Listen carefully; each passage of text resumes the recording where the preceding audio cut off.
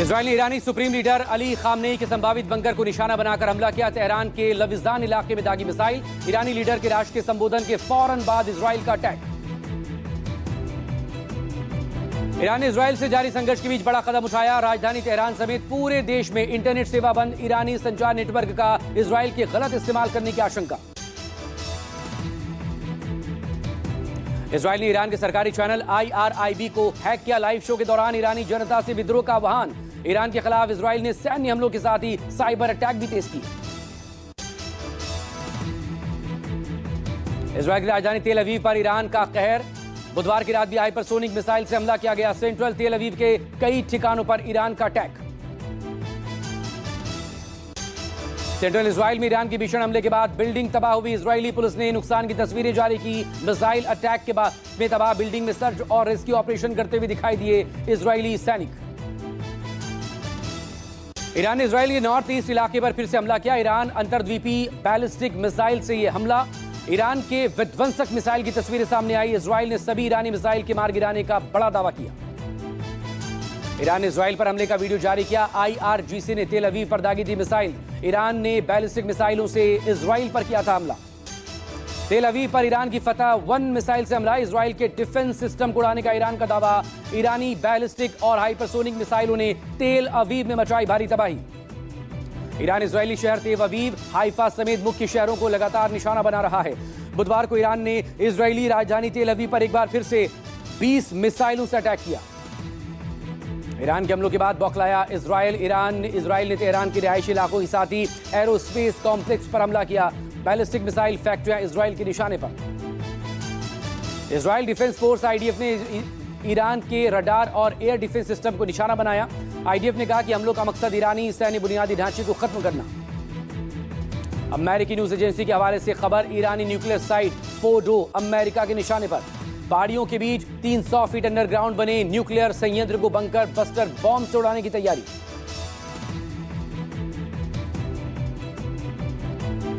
Israel Iran जंग में America के शामिल होने की संभावना। अमेरिकी राष्ट्रपति ट्रंप का बड़ा बयान। कहा, मैं लड़ना नहीं चाहता, लेकिन अगर लड़ाई ईरान के पास परमाणु हथियार होने या न होने के बीच है तो आपको वही करना होगा जो जरूरी है। ट्रंप ने कहा, कोई नहीं जानता कि मैं हमला करूंगा या नहीं, लेकिन पिछले 40 सालों से डेथ टू अमेरिका का नारा लगाने वालों को न्यूक्लियर बॉम्ब बनाने की इजाजत किसी भी सूरत में नहीं दी जा सकती। ईरान इजरायल टकराव के बीच अमेरिकी राष्ट्रपति डोनाल्ड ट्रंप ने बड़ा दावा किया। ईरान अब बातचीत चाहता है और व्हाइट हाउस आने को तैयार। ट्रंप की बातचीत की पेशकश के दावों को ईरानी सुप्रीम लीडर खामनेई ने झूठ बताया। खामनेई बोले, हमारे किसी मंत्री या राजनयिक ने बातचीत की गुहार नहीं लगाई, न ही कोई व्हाइट हाउस की चौखट पर गया। खामनेई ने अमेरिका को इजरायल का साथ देने पर अंजाम भुगतने की धमकी दी। कहा, हम सरेंडर नहीं करेंगे। अमेरिकी राष्ट्रपति डोनाल्ड ट्रंप का बयान। अमेरिका जानता है ईरान के सर्वोच्च नेता आयतुल्ला अली खामनेई कहां छिपे, लेकिन फिलहाल उन्हें नहीं मारेंगे। ट्रंप ने ईरान से बिना शर्त आत्मसमर्पण करने को कहा। इजरायली PM नेतन्याहू ने तेहरान के आसमान पर कब्जे का दावा दोहराया। कहा, एनक्लाविया ऑपरेशन के 6वें दिन में प्रवेश कर गए। ईरानी न्यूक्लियर क्षमता को खत्म किए बिना यह लड़ाई नहीं रुकेगी। इजरायली सैन्य अधिकारियों का बड़ा बयान। का, हमारा इरादा संघर्ष को लंबा खींचना नहीं। ईरान के चिन्हित सभी टारगेट 1 हफ्ते में ध्वस्त कर दिए जाएंगे। ईरान के सुप्रीम लीडर बुधवार को राष्ट्र के नाम संदेश जारी करते हुए नजर आए। राष्ट्र को संबोधित करते हुए खामनेई ने जंग का ऐलान किया। कहा, हिट एंड रन का दौर खत्म। दुनिया अब इजराइल को तबाह होते हुए देखेगी। ईरान पर कर सकता है अमेरिकी ठिकानों पर हमला। ईरान ने अमेरिकी ठिकानों पर मिसाइल तैनात किए। अमेरिका के जंग में शामिल होने पर ईरान ये हमला करेगा। हॉर्मूज जल डमरू मध्य को बंद करने की भी ईरान की धमकी। रूस के राष्ट्रपति पुतिन ने एक बार फिर से इजरायल ईरान के बीच मध्यस्थता की पेशकश की है। पुतिन ने संघर्ष की बजाय संवाद स्थापित करने पर जोर दिया। रूसी विदेश मंत्री ने भी दोनों देशों के संपर्क में होने की बात कही। इजरायल ने विदेशी लोगों का से पलायन की तस्वीरें अब सामने आ रही हैं। लगातार हमलों के बाद शहर छोड़ रहे हैं लोग। प्रधानमंत्री नरेंद्र मोदी के कनाडा दौरे का असर दिखा है। कनाडा की खुफिया एजेंसी CSIS ने पहली बार माना खालिस्तानी चरमपंथी भारत के खिलाफ कनाडा को बेस की तरह इस्तेमाल कर रहे हैं। रिपोर्ट में दावा, भारत में हिंसा फैलाने के लिए फंड जुटाए जाते हैं। 4 राज्यों की 5 विधानसभा सीटों पर आज उपचुनाव। गुजरात के कादी और विसावदर, पंजाब के लुधियाना पश्चिम, पश्चिम बंगाल की कालीगंज और केरल की नीलांबूर विधानसभा सीट पर वोटिंग। 23 जून को नतीजे आएंगे। पंजाब में आम आदमी पार्टी की प्रतिष्ठा दांव पर। लोकसभा में नेता प्रतिपक्ष और कांग्रेस नेता राहुल गांधी का आज 55वां जन्मदिन। दिल्ली के तालकटोरा स्टेडियम में यूथ कांग्रेस करेगी महारोजगार मेले का आयोजन। 100 से ज्यादा कंपनियों के आने का दावा। युवाओं को वॉक इन इंटरव्यू के जरिए नौकरी मिलेगी। 10,000 युवाओं ने करवाया रजिस्ट्रेशन।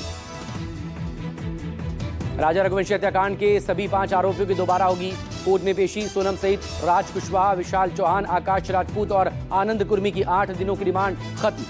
शिलांग पुलिस ने गहन पूछताछ के बीच क्राइम रिक्रिएशन भी किया।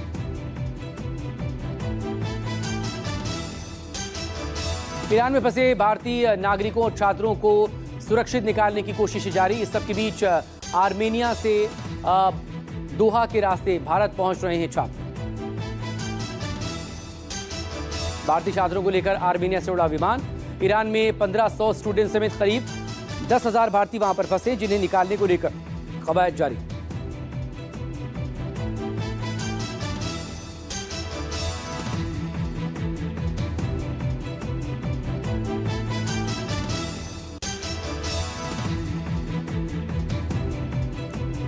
प्रधानमंत्री नरेंद्र मोदी 3 देशों की 5 दिन की यात्रा खत्म कर बुधवार को देर रात स्वदेश रवाना हुए। पीएम मोदी के आज दोपहर तक दिल्ली पहुंचने की संभावना। भारत क्रोएशिया के बीच बुधवार को द्विपक्षीय आर्थिक, तकनीकी, शैक्षणिक सहयोग बढ़ाने पर कई अहम समझौते हुए। पीएम मोदी अपने 3 दिन की विदेश यात्रा के आखिरी पड़ाव पर क्रोएशिया पहुंचे थे। किसी भारतीय प्रधानमंत्री की यह पहली क्रोएशिया यात्रा है। पीएम मोदी ने क्रोएशियाई प्रधानमंत्री आंद्रेज प्लेंकोविच के गर्मजोशी से किए गए स्वागत के लिए आभार जताया। पीएम ने कहा, भारत और क्रोएशिया लोकतंत्र, कानून का राज, बहुलवाद जैसे साझा मूल्यों से जुड़ा हुआ है। क्रोएशिया की राजधानी ज़ग्रेब के होटल में प्रधानमंत्री नरेंद्र मोदी का स्वागत करने के लिए बड़ी तादाद में भारतीय प्रवासी वहां पर पहुंचे। गायत्री मंत्र का पाठ भी उन्होंने किया। साथ ही पीएम मोदी ने भी उनके साथ पाठ किया। भारत कनाडा में कूटनीतिक रिश्ते बहाल करने पर सहमति बनी है। दोनों देश जल्द ही हाई कमिश्नर बहाल करेंगे। पूर्ववर्ती कनाडाई पीएम ट्रूडो की नीतियों से दोनों देशों के बीच संबंध खराब हो गए थे।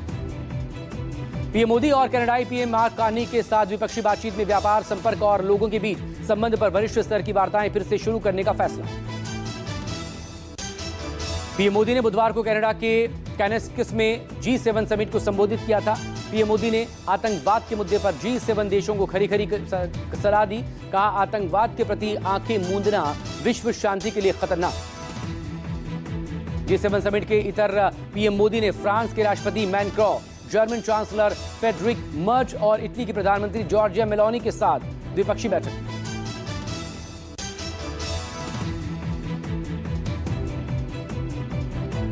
अमेरिकी राष्ट्रपति डोनाल्ड ट्रंप ने एक बार फिर से भारत पाकिस्तान सीज़फायर का खुद को क्रेडिट लेते हुए बताया। पीएम मोदी से फोन पर भी बातचीत के बाद ट्रंप ने दोहराया और दावा किया कि पीएम मोदी ने ट्रंप के आग्रह पर फोन किया था। दोनों नेताओं के बीच ऑपरेशन सिंदूर पर बात हुई।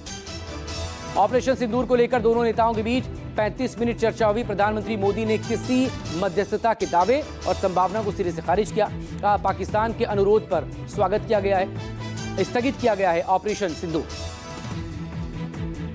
अमेरिकी राष्ट्रपति ने प्रधानमंत्री मोदी को एक शानदार व्यक्तित्व का शख्स बताया। उन्होंने भारत के साथ ट्रेड डील होने की संभावना जताई। ये मोदी के ट्रंप के साथ बातचीत को लेकर विदेश सचिव विक्रम मिस्री ने कहा, बातचीत में किसी भी ट्रेड डील पर चर्चा नहीं हुई, न ही भारत और पाकिस्तान के बीच किसी तरह की मध्यस्थता का मुद्दा उठा। क्वाड की अगली बैठक में पीएम मोदी ने ट्रंप को न्योता दिया। राष्ट्रपति ट्रंप ने कहा, वो भारत आने के लिए उत्सुक है।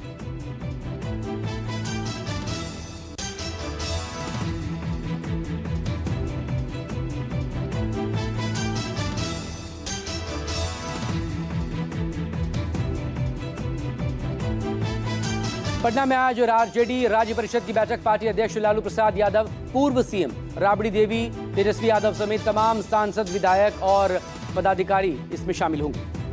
सुबह 11 बजे ज्ञान भवन में होने वाली बैठक में चुनावी तैयारियों पर चर्चा होगी। नए प्रदेश अध्यक्ष मंगनी लाल मंडल पदभार संभालेंगे। बिहार चुनाव को लेकर नीतीश के मंत्री अशोक चौधरी का बयान, 25 सीटों पर सिमट जाएगी आरजेडी। प्रशांत किशोर पर कोई टिप्पणी नहीं करना चाहता।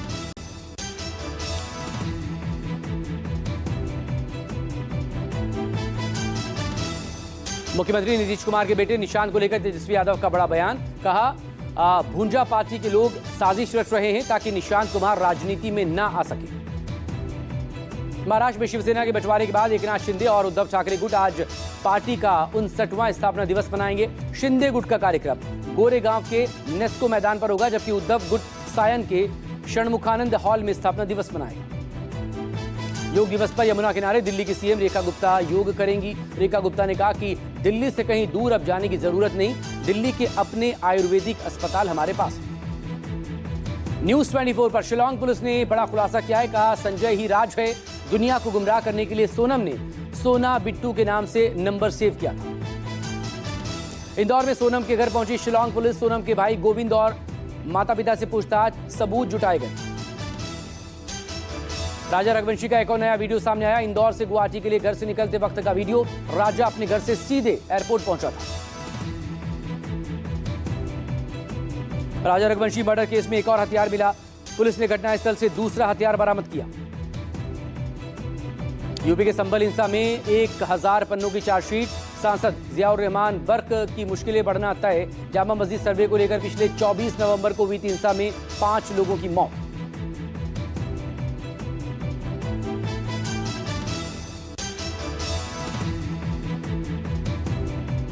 अहमदाबाद विमान हादसे में अब तक 208 डीएनए सैंपल का मिलान हो चुका है। 173 शव परिजनों को सौंपे गए।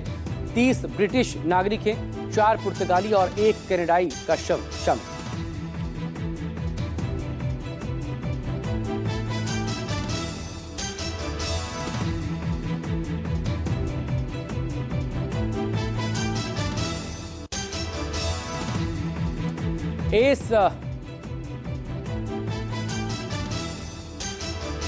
एस बिल्डर्स का नया प्रोजेक्ट एस वर्ल्ड की ग्रैंड लॉन्चिंग की गई।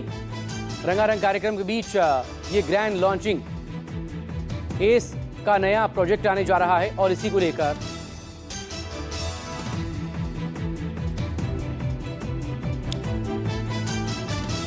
दिल्ली यूपी समेत 6 राज्यों में मौसम विभाग ने तूफानी बारिश का अलर्ट जारी किया है। दक्षिण बंगाल, तटीय कर्नाटक, केरल और गुजरात में अगले 24 घंटे में हो सकती है भारी बारिश। पश्चिम बंगाल, झारखंड और ओडिशा में कई जगहों पर हो सकती है बारिश। पूर्वोत्तर भारत के अगले 5 दिनों तक बारिश का सिलसिला जारी रह सकता है। बिहार, झारखंड, छत्तीसगढ़, ओडिशा और मध्य प्रदेश में 50 से 70 किलोमीटर प्रति घंटे की रफ्तार से चल सकती है तेज हवाएं। हिमाचल के मंडी और शिमला जिलों में भारी बारिश को लेकर ऑरेंज अलर्ट। मौसम विभाग ने दिल्ली एनसीआर के लिए येलो अलर्ट जारी किया। आज 50 से 60 किलोमीटर प्रति घंटा की रफ्तार से चल सकती हवाएं। अधिकतम तापमान 34 डिग्री रहने का अनुमान। धौलपुर में तेज बारिश से सड़कों और निचले इलाके में बस्तियां पानी में डूब गई। राहगीरों और लोगों को परेशानी थी। शहर में गड्ढों की वजह से बढ़ रहे हादसे। नगर परिषद की ड्रेनेज व्यवस्था पूरी तरह से फेल।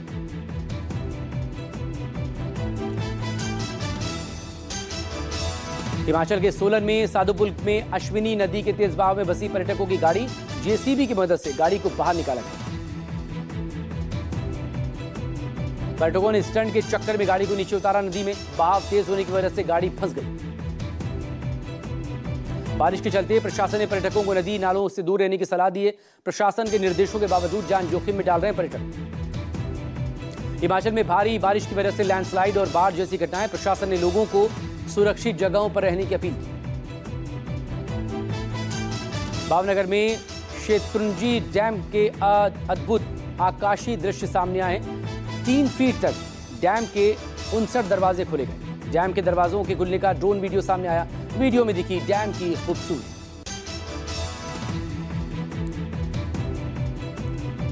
और तस्वीरें ये दरअसल देखिए, ये तस्वीरें उस डैम की है जिसका नज़ारा, जिसकी तस्वीरें बेहद ही खूबसूरत। और खूबसूरत इसलिए भी क्योंकि इस वक्त तेज बारिश के बाद जिस तरह से ये डैम पूरी तरह से भर गया था, ड्रोन के जरिए भी इस पूरे खूबसूरत मंजर को यहाँ पर शूट किया गया। ये देखें, बेहद ही खूबसूरत ये तस्वीरें, ये नज़ारा। बारिश के मौसम में सैलानी इसे देखने के लिए बड़ी तादाद में भी वहाँ पर पहुँचे थे। और 59 दरवाजे हैं इस डैम में।